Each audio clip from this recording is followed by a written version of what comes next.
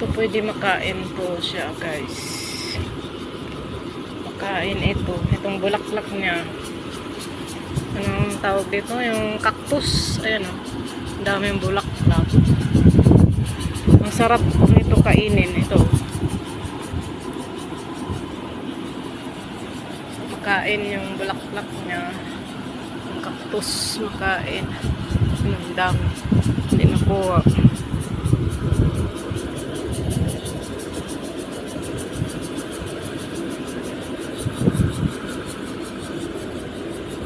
Kapag ano pala, yung presko pa.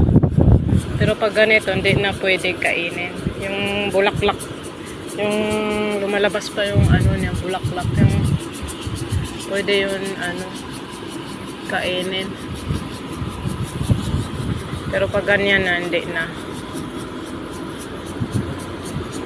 Yun, ang taas.